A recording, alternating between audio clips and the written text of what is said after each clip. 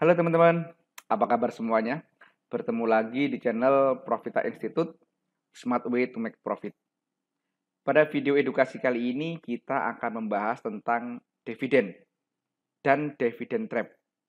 Karena banyak yang nanya, apa sih yang dimaksud dengan dividen trap dan seterusnya. Oke, kita akan bahas tentang apa itu dividen dan dividen trap. Ada beberapa yang bertanya kepada saya, Mas, apakah membeli saham yang akan bagi dividen itu bagus gitu kan? Misalkan besok ini ada perusahaan X, come date nih bagi dividen nih. Apakah layak saya beli gitu kan untuk mengejar dividennya gitu kan.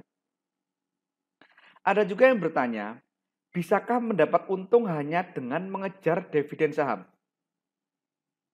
Jadi hanya membeli saham-saham yang mau bagi dividen. Pas come date dibeli, besok dijual. Come date dibeli, besok dijual. Apakah itu bisa teman-teman? Nah, pada kesempatan kali ini itu akan kita bahas. Mari kita mulai teman-teman. Dividen. Dividen itu kalau definisinya adalah imbal hasil bagi pemegang saham yang diambilkan dari laba perusahaan yang ditetapkan oleh direksi dan disahkan pada saat RUPS.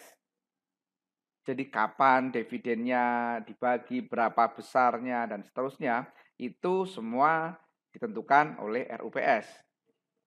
Dividen itu nggak rutin dibagi setahun sekali, teman-teman. Ada perusahaan yang setahun sekali. Ada yang 2 tahun sekali bagi dividen. Contoh Dimas misalkan. Ada pula yang nggak rutin bagi dividen. Kadang dibagi, kadang enggak gitu kan. Itu semua tergantung kondisi perusahaannya. Kalau perusahaannya rugi ya tentu nggak bisa bagi dividen dong. Nah, ada istilah kamdit teman-teman. Dalam dividen itu ada istilah kamdit. Apa itu kamdit? Kamdit itu adalah waktu penentuan siapa yang berhak mendapatkan dividen. Jadi, untuk mendapatkan dividen, seseorang itu tidak perlu memiliki saham selama setahun penuh. Tidak perlu. Tapi cukup punya saham pada saat come date atau hari pencatatan. Misal, saham ABCD menentukan come date-nya tanggal 2 Januari. Maka siapa saja yang tercatat memiliki saham pada 2 Januari saat penutupan pasar, maka orang itu akan mendapatkan dividen, teman-teman. Meskipun orang tersebut membeli sahamnya misalkan jam 3 sore misalkan. Dan pada tanggal 3 jam 9 dijual. Jadi secara efektif hanya punya saham setelah berapa menit aja misalkan. Maka orang ini tetap mendapatkan dividen. Tidak perlu menunggu 1 tahun. Itulah makanya ada istilah dividen hunter. Yaitu orang-orang yang memburu dividen. Hari come date beli sahamnya. Nanti besoknya dijual. Otomatis sudah dapat dividen. Besaran dividen atau dividen yield itu tidak sama antar perusahaan, teman-teman. Jadi ada perusahaan yang membagi 0,5%. Ada yang 15% dari harga saham pada saat itu. Jadi bervariasi tergantung perusahaannya. Jadi kalau kita mau ngitung dividen yield gitu kan. Jadi misalkan nih dividen yang dibagi adalah Rp200 per lembar. Sementara harga saham saat itu adalah 1.000 lembar. Maka besaran dividen atau dividen yield-nya adalah 20%. Cara ngitungnya bagaimana? Ya besaran dividen dibagi harga saham pada hari itu. Itu disebut dengan dividen yield. Ketemulah misalkan 200%. Dan ini nggak sama setiap perusahaan teman-teman.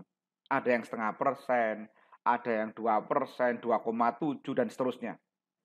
Seseorang yang berniat menjadi investor itu perlu mempertimbangkan rutinitas pembagian dividen dalam memilih saham. Jadi, salah satu pertimbangan memilih saham itu adalah rutinitas membagi dividen. Rutin nggak nih perusahaan bagi dividen? Kenapa? Karena dividen itu merupakan passive income bagi investor. Nggak ngapa-ngapain, dapat duit gitu kan. Nah, itulah dividen.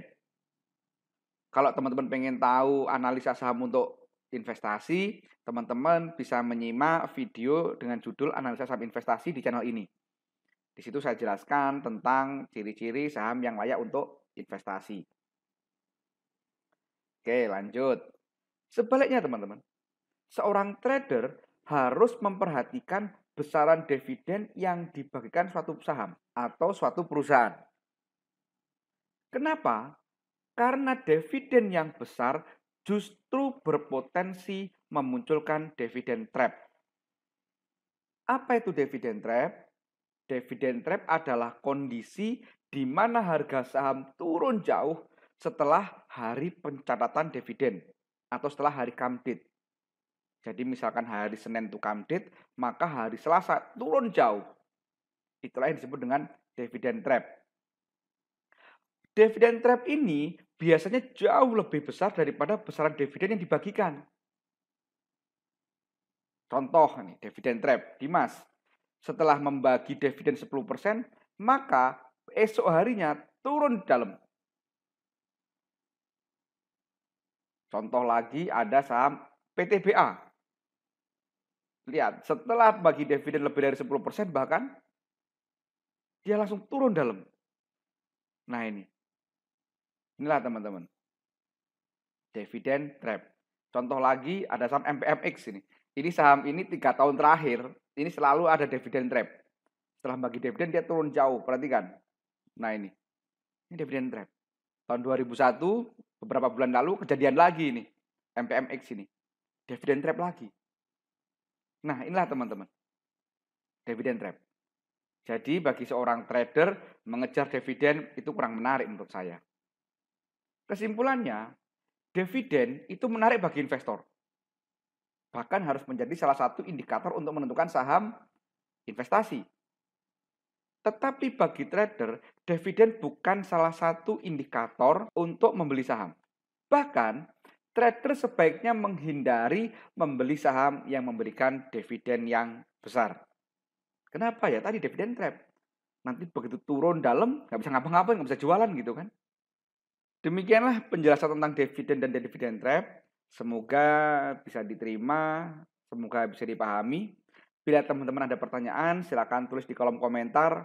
Atau teman-teman bisa hubungin saya langsung di nomor WA saya atau telepon saya. Atau teman-teman bisa berteman dengan saya di media sosial di Facebook. Demikian dari saya, semoga bermanfaat. Wassalam.